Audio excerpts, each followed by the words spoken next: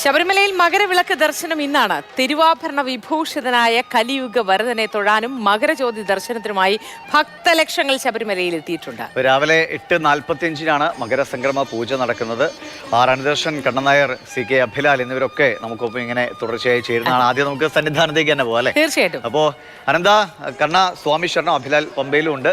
അപ്പോൾ ഇന്നത്തെ ദിവസം എന്ന് പറഞ്ഞാൽ എന്താ പറയുക, ശബരിമലയിൽ നിൽക്കുമ്പോഴാണ് സത്യത്തിൽ അതിൻ്റെ ഒരു യഥാർത്ഥ അനുഭൂതി നമുക്ക് തിരിച്ചറിയാൻ കഴിയുക. പക്ഷെ ഇവിടെ നിന്ന് പോലും നമ്മൾ അത് അനുഭവിക്കുകയാണ്. എങ്ങനെയുണ്ട് ഈ ഒരു പ്രഭാതത്തിന്റെ സൗന്ദര്യം അല്ലേ സന്നിധാനത്ത്?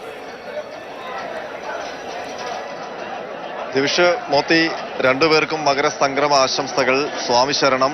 ഈ മകരസംക്രമ പുലരിയിൽ ശബരിമല സന്നിധാനത്ത് നിൽക്കുക എന്ന് പറയുന്നത് വലിയ പുണ്യമാണ്. എല്ലാവർക്കും ആ പുണ്യം സാധിക്കത്തില്ല. പക്ഷേ ഞങ്ങൾക്ക് ആ പുണ്യം ലഭിച്ചിട്ടുണ്ട്. ആ പുണ്യം ഞങ്ങളായിട്ട് വെക്കുന്നില്ല. നിങ്ങൾക്ക് രണ്ടുപേർക്കും, മാതൃഭൂമിയുടെ മുഴുവൻ പ്രേക്ഷകർക്കും ആ പുണ്യം പകർന്നു തരികയാണ്. അതുകൊണ്ട് ശബരിമല സന്നിധാനത്ത് മകരവിളക്ക് ഉത്സവം അതിന്റെ ചടങ്ങുകളിലേക്ക് കടക്കുന്നു. അതിനൊപ്പം തന്നെ ആനന്ദലഹരിയിൽ, ഭക്തിയുടെ ആനന്ദലഹരിയിലാണ് ഭക്തരെല്ലാം. ഇവിടെ ശരണംവിളികൾ മാത്രമേ ഉള്ളൂ. 18-ാം പടി കയറി വരുന്ന ഭക്തരുടെ ശരണം വിളി, ഫ്ലൈ ഓവറിൽ നിൽക്കുന്ന ശരണം വിളി, ശ്രീകോവിലിന് മുന്നിൽ അയ്യനെ കാണുമ്പോഴുള്ള ശരണം വിളി, ഇതുകൂടാതെ ഈ മലമടക്കുകളിൽ മുഴുവൻ തമ്പടിച്ച് കഴിയുന്ന അയ്യപ്പ ഭക്തരുടെ ശരണം വിളി, അങ്ങനെ ശബരിമല സന്നിധാനമാകെ, ഈ പൂങ്കാവനമാകെ, ഈ 18 പടി മലകളുടെയും താഴ്വരയാകെ ശരണം വിളികളാൽ മുഖരിതമാണല്ലേ കണ്ണൻ സ്വാമി? തീർച്ചയായും. സ്വാമിയെ ശരണമയ്യപ്പ, പൊന്നമ്പലവാസരെ ശരണമയ്യപ്പ എന്നുള്ള ശരണ മന്ത്രങ്ങൾ മാത്രം മുഴങ്ങുന്ന, ചുണ്ടിലും മനസ്സിലും ആ മന്ത്രങ്ങൾ മാത്രം മുഴങ്ങുന്ന അന്തരീക്ഷമാണ്. പറഞ്ഞറിയിക്കാൻ സാധിക്കാത്ത ഭക്തി നിർഭരമായ ഒരു അന്തരീക്ഷം. ഇതാണ് ശബരിമല എന്ന് പറയുന്ന ക്ഷേത്രത്തിലേക്ക് ലക്ഷക്കണക്കിന് ജനങ്ങളെ ഓരോ മാസവും അല്ലെങ്കിൽ ഈ മണ്ഡല മകരവിളക്ക് സീസണിലേക്ക് ഇവിടേക്ക് വലിച്ചുകൊണ്ട് വരുന്നതെന്ന് വേണമെങ്കിൽ പറയാം. അത്ര ഭക്തി സാധനമായിട്ടുള്ള അന്തരീക്ഷം. ഇവിടെ നിൽക്കുമ്പോൾ കോരിത്തരിച്ചു പോവുകയാണ്. ഈ ഒരു നിമിഷം, ഈ ഒരു ദിവസം ഇവിടെ നിൽക്കാൻ സാധിക്കുക എന്ന് പറയുന്നത്. മേടിന് മുകളിൽ സൂര്യന്റെ ഉദയം കാണാം. ഇനി ഒരു അല്പസമയം കൂടി കഴിയും ആ തങ്ക സൂര്യോദയം ആ പൊന്നമ്പല മേടിന് മുകളിലേക്ക് ഉയർന്നു വരാൻ. ആ സ്വർണ്ണ താഴികക്കുടം പോലെ അല്ലെങ്കിൽ സ്വർണ്ണത്തളിക പോലെ സൂര്യപ്രഭ ആ പൊന്നമ്പല മേടിന് മുകളിലേക്ക് ഉദിച്ചുയരാൻ ഇനിയും സമയമുണ്ട്. കാരണം നമുക്ക് നാട്ടിലൊക്കെ സൂര്യോദയമായെങ്കിലും ശബരിമല സന്നിധാനം സൂര്യോദയമായിട്ടില്ല. മകരം 1-ാം തീയതി മുഴുവൻ കവർ ചെയ്ത് സൂര്യൻ മുകളിലേക്ക് ഉദിച്ചു വരണം. ഇനി വൈകിട്ട് അവിടെ വലിയൊരു ഒരു ജ്യോതി പ്രഭ ചൊരിയാനുണ്ട്. അതിനു വേണ്ടിയിട്ടാണ് ശബരിമല സന്നിധാനത്ത് അയ്യപ്പ ഭക്തർ മുഴുവൻ കാത്തു നിൽക്കുന്നത് അല്ലെ? തീർച്ചയായിട്ടും. ആ ഒരു ദിനത്തിന് വേണ്ടി, ആ ഒരു നിമിഷത്തിന് വേണ്ടി എത്രയോ ദിവസങ്ങളായി കാത്തു നിൽക്കുകയാണ് ഇവിടെ ഓരോ ഭക്തന്മാരും. 9-ാം തീയതിയോ 10-ാം തീയതിയോ ഒക്കെ വന്ന് പർണശാലകൾ കെട്ടി കാത്തിരിക്കുകയാണ്. അവർക്കറിയാം ഇന്നത്തെ 14-ാം തീയതി വൈകിട്ട് മാത്രമേ അവർക്ക് ആ ദർശനം സാധ്യമാവുകയുള്ളൂ. പക്ഷേ എല്ലാവരുടെയും കണ്ണുകൾ ആ പൊന്നമ്പലമേട്ടിലേക്കാണ്. കണ്ടിട്ടും മതിവരാത്ത കാഴ്ച. മാത്രമല്ല അയ്യന്റെ പൂങ്കാവനമാകെ പൂത്തുലഞ്ഞു നിൽക്കുന്നത് പോലെയാണ് ഈ അയ്യപ്പ സ്വാമികളുടെ പൂങ്കാവനം കാണുന്നത്. അതിനേക്കാൾ മനോഹരമായിരിക്കുന്നു അയ്യന്റെ ശ്രീകോവിൽ. നോക്കൂ, എത്ര മനോഹരമായിട്ടാണ് അലങ്കരിച്ചിരിക്കുന്നത്. പുഷ്പങ്ങൾ കൊണ്ടും കുരുത്തോല കൊണ്ടും അലങ്കരിച്ചിരിക്കുന്നു. ഇതാ പുലിവാഹനനായ അയ്യപ്പ സ്വാമിയുടെ ഒരു രൂപം തന്നെ കുരുത്തോലയിൽ. ഇത് മാവേലിക്കരയിൽ നിന്ന് വന്ന കുരുത്തോലക്കിളികൾ എന്ന് പറയുന്ന ഒരു സ്വാമിമാരുടെ കൂട്ടം. അവരാണ് ഇന്നലെ മുതൽ ഇവിടെ കഠിനമായ അധ്വാനം ചെയ്ത് കുരുത്തോലകൾ നാട്ടിൽ നിന്ന് കൊണ്ടുവന്ന്, വാഴപ്പോളകൾ കൊണ്ടുവന്ന് അതിലെല്ലാം ഈ മനോഹരമായ ശില്പങ്ങൾ, ഈ രൂപകലകൾ ഉണ്ടാക്കി അതിൽ കൊരുത്ത് ദാ അയ്യപ്പന്റെ ശ്രീകോവിലാകെ അലങ്കരിച്ചിരിക്കുന്നു. എന്തു മനോഹരമായ കാഴ്ചയാണ്. മുൻവർഷങ്ങളിൽ ഇവിടെ പുഷ്പങ്ങൾ കൊണ്ടായിരുന്നു അലങ്കരിച്ചിരുന്നതെങ്കിൽ കഴിഞ്ഞ വർഷം മുതലാണ് ഇവിടെ പുഷ്പ അലങ്കാരം മാറ്റി ഇത്തരത്തിലുള്ള കുരുത്തോല ഉപയോഗിച്ചിട്ടുള്ള കാര്യം. ഇതിന് ഈ ഗോപുരത്തിന്റെ ഭാഗങ്ങളൊക്കെ തന്നെ ചോർച്ച ഉണ്ടാകുന്നു എന്നുള്ള കണ്ടെത്തലുണ്ടായി. അതിന്റെ അടിസ്ഥാനത്തിലാണ് നമുക്ക് എടുത്തു പറയേണ്ട മറ്റൊരു കാര്യം. ഇന്നത്തെ പ്രധാനപ്പെട്ട പൂജയാണ് മകരസംക്രമ പൂജയാണ്. ദിവിഷ് 8:55 മകരസംക്രമ പൂജ. ധനുരാശിയിൽ നിന്ന് മകരം രാശിയിലേക്ക് സൂര്യൻ മാറുന്നു, കാലം മാറുന്നു. പുതിയൊരു കാലഘട്ടത്തിലേക്ക് നമ്മൾ കിടക്കുകയാണ്. അത് അയ്യന്റെ മുന്നിൽ നിന്ന് അയ്യന്റെ ശരണവിളികളോടുകൂടി ഒരു കാലഘട്ടത്തിലേക്ക് കിടക്കുകയാണ്. മകരസംക്രമ പൂജയിൽ ഏറ്റവും വലിയ പ്രത്യേകത കണ്ണൻ സ്വാമി തിരുവിതാംകൂർ രാജകൊട്ടാരത്തിൽ പ്രത്യേക ദൂതൻ വഴി കൊടുത്തുവിടുന്ന, കവടിയാർ കൊട്ടാരത്തിൽ നിന്ന് കൊടുത്തുവിടുന്ന നെയ്ത്തേങ്ങയിലെ നെയ്യ് ഉപയോഗിച്ചിട്ടാണ് അയ്യപ്പസ്വാമിക്ക് അഭിഷേകം നടത്തുന്നത്. അത് അവരുടെ അവകാശമാണ്. അത് ആ മകരസംക്രമ പൂജ തൊഴാൻ പറ്റുകയാണ്. ഓരോ ദിവസം എല്ലാ മകരവിളക്ക് സമയത്തും മകരസംക്രമ പൂജകൾ പല സമയങ്ങളിലാകും. ഇത്തവണ അത് രാവിലെ ആയത് ഒരു ഭക്തരുടെ എല്ലാം ഒരു ഭാഗ്യമാണ്. കാരണം ഈ രാത്രിയിലും പുലർച്ചെയൊക്കെ മകരസംക്രമ പൂജകൾ നടക്കാറുണ്ട്. 42-നൊക്കെ ഒരു പൂജ നടന്ന സംഭവമുണ്ട്. നമുക്ക് റിപ്പോർട്ട് ചെയ്ത അനുഭവമുണ്ട്. കാര്യം കാലം മാറുന്ന സമയത്ത് നമുക്കൊന്നും ഏത് സമയത്താണോ കാലം മാറി വന്നത് അന്നേരമാണ് മകരസംക്രമ പൂജ നടക്കുകയുള്ളൂ. അത് രാത്രിയായാലും പകലായാലും മകരസംക്രമ പൂജ ഉണ്ടാകും. ഭക്തരെല്ലാം ശരണം വിളിച്ചുകൂടെ ഉണ്ടാകും. അതിനുശേഷം പിന്നെ എല്ലാവരുടെയും കാത്തിരിപ്പ് ആ പൊന്നമ്പല വീട്ടിലേക്കായിരിക്കും. അവരുടെ എല്ലാം കാത്തിരിപ്പ് ആ പൊന്നമ്പല വീട്ടിലേക്കാണ്. കണ്ണുകളെല്ലാം അവിടെ തന്നെയാണ്. സ്വാമിയെ ശരണമയ്യപ്പ എന്ന ശരണ മന്ത്രം മാത്രം മുഴങ്ങുന്ന. വൈകുന്നേരം ഇവിടെ ഒരു കാഴ്ചയുണ്ട്. തിരുവാഭരണം ഘോഷയാത്ര പന്തളത്തു നിന്ന് പുറപ്പെട്ട് ഇന്ന് നിലയ്ക്കലിലെത്തി ഈ കാനനപാതകളെല്ലാം കടന്ന് വലിയാനവട്ടം വഴി ശരംകുത്തിയിലെത്തി ഒരു സ്വീകരണവും കൊടുത്ത് അവിടെ നിന്ന് പറന്ന് ആ തിരുവാഭരണത്തിന്റെ 3 പേടകവുമായിട്ട് തീവട്ടികളുടെ ആ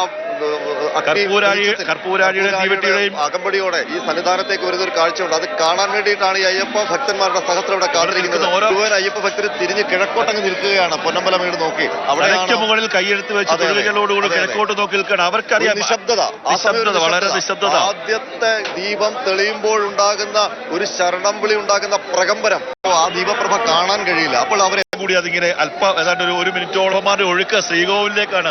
യോഗി നിദ്രയിൽ ഉണ്ടായിരുന്ന അയ്യപ്പൻ യോദ്ധാവായി മാറും. ആ യോദ്ധാ രൂപത്തിലുള്ള വാളും പരിചയമൊക്കെ ആയിരിക്കുന്ന യോദ്ധാവായിട്ടുള്ള പഴയ പന്തളത്ത് രാജാവിന്റെ മകനായിട്ടുള്ള അയ്യപ്പനെ കാണാൻ വേണ്ടി കാത്തിരിക്കുന്ന അങ്ങോട്ട് പോകുന്ന ഒരു കാഴ്ച നമുക്ക് കാണാൻ സാധിക്കും. സർവാഭരണ വിഭൂഷിതനായ ആയുധങ്ങളും ആഭരണങ്ങളും അണിഞ്ഞ അയ്യപ്പസ്വാമി ഇങ്ങനെ ചൈതന്യത്തോടെ ഭക്തർക്കൊരു ദർശനം നൽകുന്ന മുഹൂർത്തം. അതാണ് ഇനിയുള്ള 5 നാൾ. ആ 5 നാളെന്ന് പറയുന്നത് ശബരിമലയെ സംബന്ധിച്ച് മണ്ഡലകാലം വൃശ്ചികം മുതൽ തുടങ്ങും. പക്ഷേ മകരം 1 തുടങ്ങിയുള്ള 5 നാളുകളിലാണ് ശബരിമലയിലെ ധർമ്മശാസ്ത്ര ക്ഷേത്രം.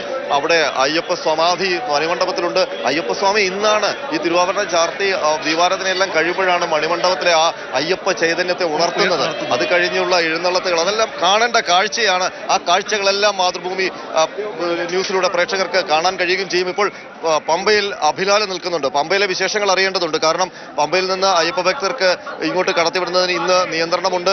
തിരുവാഭരണ ഘോഷയാത്ര എവിടെ എത്തിയെന്ന് അറിയണം. അത് തിരുവാഭരണ ഘോഷയാത്ര പക്ഷെ പമ്പയിൽ വരില്ല, വഴി ശരംകുത്തിയിലേക്കാണ് വരുന്നത്. ഏതായാലും അഭിലാലിന് എങ്ങനെയാണ് പമ്പയിൽ ഇപ്പോഴത്തെ ഒരുക്കങ്ങൾ? പമ്പയിൽ നിന്ന് അയ്യപ്പ ഭക്തർ കൂടുതലായി സന്നിധാനത്തേക്ക് കടന്നു വരുന്നുണ്ടോ? കണ്ണനും അതോടൊപ്പം തന്നെ അനന്തനും ആശംസകൾ. രാവിലെ പമ്പയിൽ ഒരു നേരിയ തണുപ്പുള്ള ഒരു പ്രഭാതമാണ്.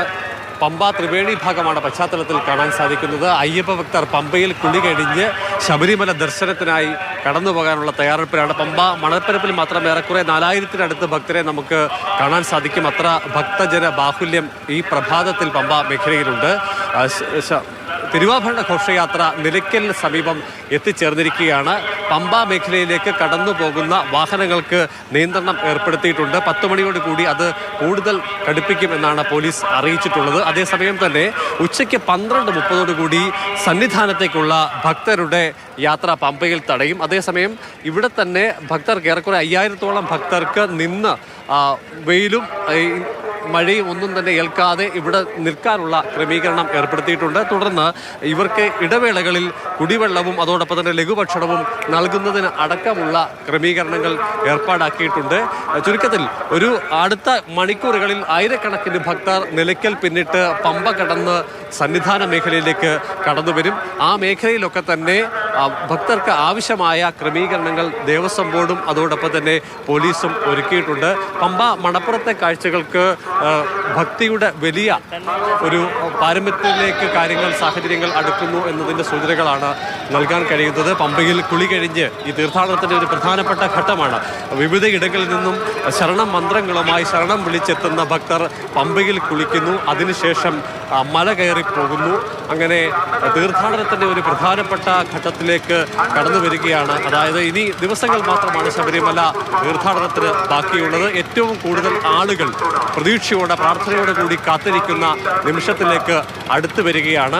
ഏറെക്കുറെ 12:30 കൂടി പമ്പയിലെത്തുന്ന ഭക്തരെ അവിടെ തടയും. അതിനുശേഷം സന്നിധാന മേഖലയിലെ തിരക്ക് നിയന്ത്രിക്കുന്നതിൻ്റെ ഭാഗമായി അവിടെ നിന്നുള്ള നിർദ്ദേശത്തിൻ്റെ അടിസ്ഥാനത്തിലായിരിക്കും പിന്നീട് ഭക്തരെ കടത്തിവിടുക. ചുരുക്കത്തിൽ സന്നിധാന മേഖലയിൽ നിന്നും താഴേക്ക് ഇറങ്ങുന്ന ഭക്തരുടെ എണ്ണം താരതമ്യേന കുറവാണ്. അതേസമയം തന്നെ പമ്പ കടന്ന് സന്നിധാനത്തേക്ക് പോകുന്ന ആളുകളുടെ എണ്ണം കൂടി വരികയാണ്. കഴിഞ്ഞ ദിവസങ്ങളിലൊക്കെ തന്നെ അവിടെ എത്തിയതിൽ ഒരു ചെറിയ ശതമാനം ഭക്തരെങ്കിലും കഴിഞ്ഞ ദിവസങ്ങളിൽ തന്നെ അവിടെ പർണശാല കെട്ടി അയ്യപ്പ ഭക്തരുടെ നിയന്ത്രണം ഏർപ്പെടുത്തുമെന്നാണ്. ഏതായാലും അഭിലാൽ സ്വാമി പമ്പ വിശേഷങ്ങളുമായി പമ്പ ഗണപതിയുടെ സവിധത്തിൽ തുടരുക. ഇന്ന് മുഴുവൻ നമുക്ക് പ്രേക്ഷകരിലേക്ക് വിശേഷങ്ങളിലെല്ലാം എത്തിക്കേണ്ടതുണ്ട്. അതിലൊരു കാര്യം എടുത്ത് പറയേണ്ടത്, തിരുവാഭരണം വരുന്ന സമയത്ത് നമ്മളെല്ലാം പമ്പയിൽ വന്ന് പമ്പയെ കുളിച്ച് പമ്പാ ഗണപതിയെ തൊഴുത് ശ്രീരാമനെയും ഹനുമാനെയും തൊഴുതാണ് നമ്മൾ പടി കയറുന്നത്. പക്ഷേ തിരുവാഭരണ ഘോഷയാത്ര പമ്പയിൽ എത്തില്ല. എത്തില്ല. നേരെ വലിയാനവട്ടത്തു നിന്ന് നേരെ അപ്പാച്ചിമേടിന്റെ മുകളിലേക്ക് എത്തി മരക്കൂട്ടം വഴി നേരെ ചരകുത്തിയിലേക്ക് വരികയാണ്. ദേവസ്വം ബോർഡ് സ്വീകരണം കൊടുക്കും. അവിടെ നിന്ന് വലിയ ഘോഷയാത്രയായിട്ടാണ് തിരുവാഭരണം മുരാരി ബാബുവിന്റെ നേതൃത്വത്തിലുള്ള സംഘം, ഒരു വലിയ സംഘം. അതായത് 5 മണിക്ക് നട തുറന്നു കഴിഞ്ഞാൽ ആദ്യത്തെ ചടങ്ങ് എന്ന് പറയുന്നത് ഈ വെള്ള മുണ്ടും ധരിച്ച് ഒരു മേലങ്കി അണിഞ്ഞുകൊണ്ട് കുറെ ആൾക്കാർ ഈ മാല അണിഞ്ഞുകൊണ്ട് പോവുകയാണ്. അയ്യപ്പന്റെ ആടയാഭരണങ്ങളെ സ്വീകരിക്കാൻ അവരാൽ നിയോഗിക്കപ്പെടുന്ന ആൾക്കാരാണ്. അവർക്ക് തന്നെ എന്ത് സന്തോഷമാണ്. അതൊക്കെ ആ സമയത്തിന് വേണ്ടി കാത്തിരിക്കുന്ന കുറേ ആൾക്കാരുണ്ട്. ഉന്നത ഉദ്യോഗസ്ഥരുണ്ട്, പോലീസ് ഉദ്യോഗസ്ഥരുണ്ട്, മറ്റ് റവന്യൂ ഉദ്യോഗസ്ഥരൊക്കെ തന്നെ ഉണ്ട്. അവർക്കൊക്കെ തന്നെ വലിയ ആഗ്രഹമാണ് ഒരു ദിവസമെങ്കിലും ഒരു തവണയെങ്കിലും അയ്യപ്പന്റെ ആടയാഭരണങ്ങളെ സ്വീകരിച്ചുകൊണ്ട് വരാൻ സാധിക്കുന്നില്ലോ എന്നുള്ള സന്തോഷമാണ്. അപ്പൊ ഈ നേരത്തെ നമ്മൾ കാണിച്ചത് ആ കുരുത്തോല തീർത്ത പുലിവാഹനന്റെ ആ രൂപത്തിന് മുന്നിൽ ഇപ്പോൾ കൗതുകത്തോടെ ഇവിടെയുള്ള ജീവനക്കാരുമൊക്കെ വന്ന ഫോട്ടോ എടുക്കുന്നുണ്ട്.